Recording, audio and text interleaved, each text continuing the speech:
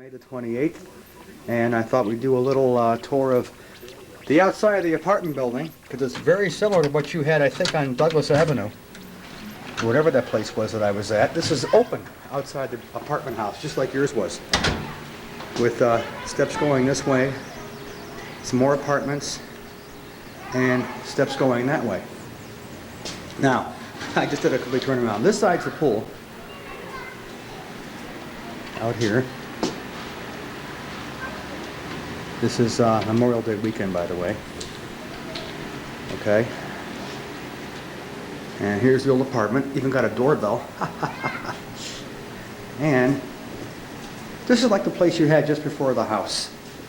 I'm not sure if that was Douglas Avenue or not. It may have been Pines or whatever the hell it was. I can't remember. But as you can see, this is all open out here. No need for an outer wall or anything like that because the weather's too good. The other side of the apartment is the parking lot with some nice carports, nice long carports to keep the sun and the heat off all these cars. Look how gorgeous. Palm trees, which you're used to, of course. And the apartment house across the way. And steps. So let's go down the steps and look at Reeve-Mobile number 10. My newest lemon. Second floor. And the first floor.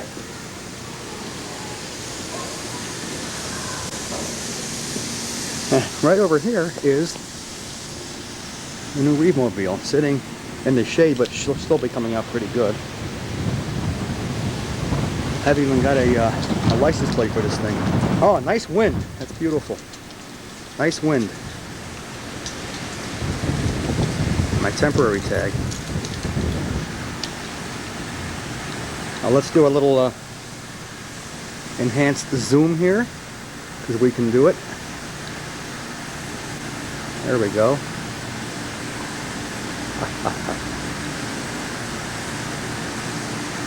That's my 300-to-1 zoom lens, as it were.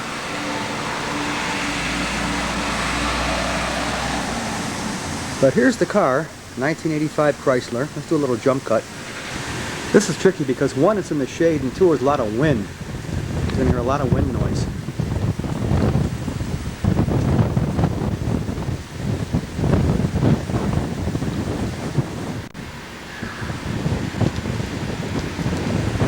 Here's something I like. It's a turbo. That means it's fast. And it's only 4 cylinders. 4 doors too. Gave this thing a bath 2 weeks ago, but you'd never know it. Revo's first Chrysler.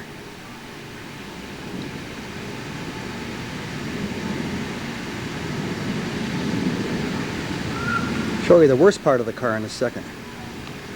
Right here, there's this big rip in the vinyl roof. But other than that, which is cosmetic, and it's like, who cares? The car's in pretty good shape. These side lights even work, which is unusual. Let's go inside the car now. The side of this car is just gorgeous. I think this is either called Velour or Crushed Velvet, but it's all blue, as you can tell. In the back seat, and it's just got a lot quieter.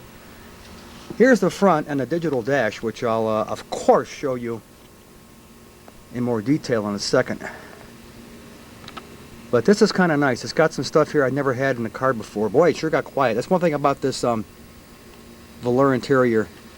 Makes for a very, very quiet ride. And a very quiet interior of the car. Finally got a car with some wood grain. It's one thing I missed on my Toronado. No wood grain. Your engine oil pressure is low.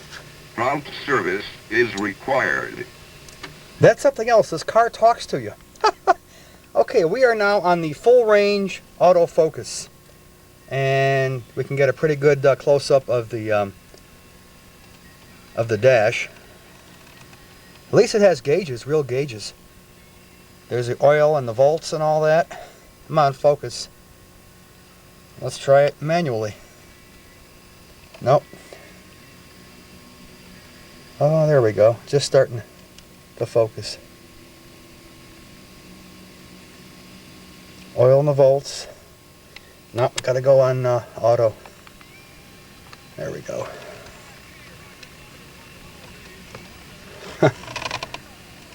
Oh, the radio's on.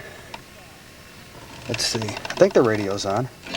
Yeah. Good radio. Good oldie stations out here too. The radio has 6 presets. It's AM, FM. Full. It's fully loaded. Got a cassette. All kind of stuff. Here's a typical Chrysler air conditioning control. And down here's something new. This is some kind of trip thing, which I never use, but it's kind of nice because it gives you the time of day and all kind of stuff here. Let's see if I can get down here. This gives you the time.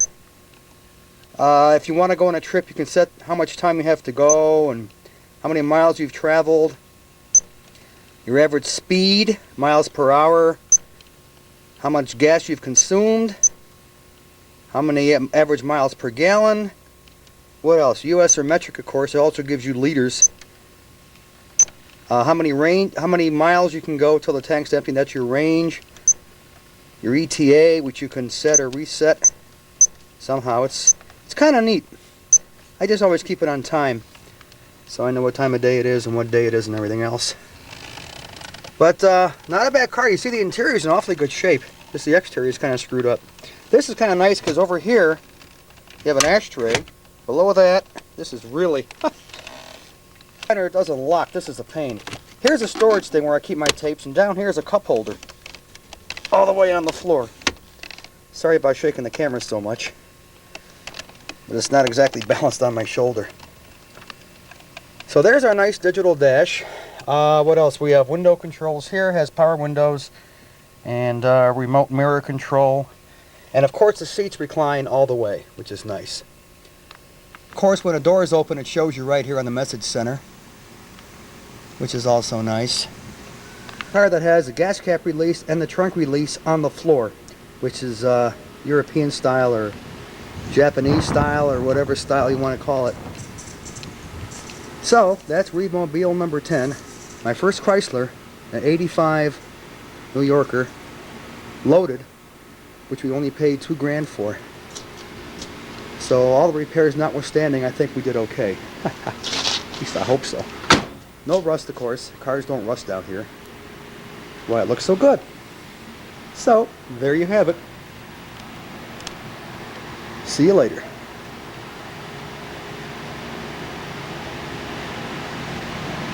There's one thing I almost forgot in this car.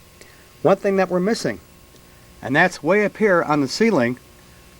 I actually have two things up here. One is an outside temperature readout, and the other is a digital compass.